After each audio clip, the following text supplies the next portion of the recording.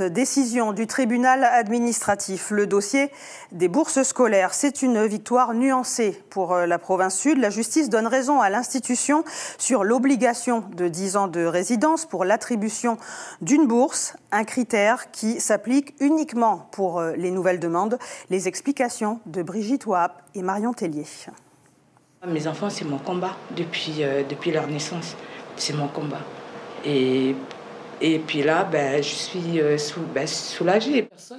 Céline Malo est mère de 4 enfants, dont 3 scolarisés qui étaient boursiers en 2024.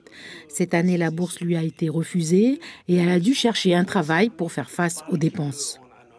On survit, même avec 2 salaires, parce que c'est énorme en fait, les factures de la cantine, le transport, et aussi ma dernière qui est chez la nounou, quoi. Et du coup, non, on survit, on ne vit plus. Vous êtes contente là de cette décision? Et là, oui, je suis contente. On se réjouit, on est contente pour la maman.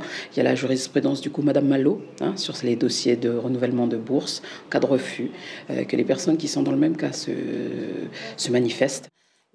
Le dossier des critères d'attribution des bourses de la province sud est porté par le MNIS, l'UGPE et leurs avocats.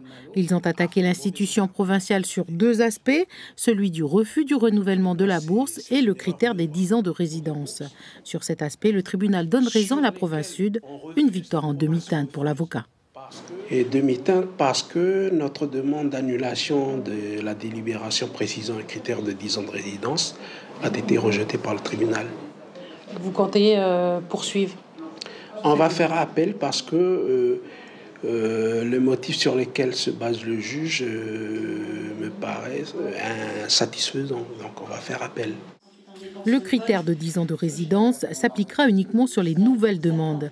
La décision du tribunal administratif satisfait la province sud.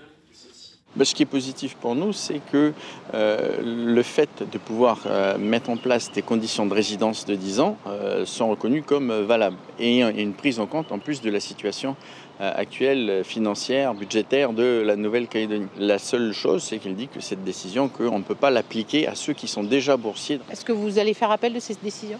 Non, pas du tout. On va simplement l'appliquer. Elle nous semble juste, donc on l'applique.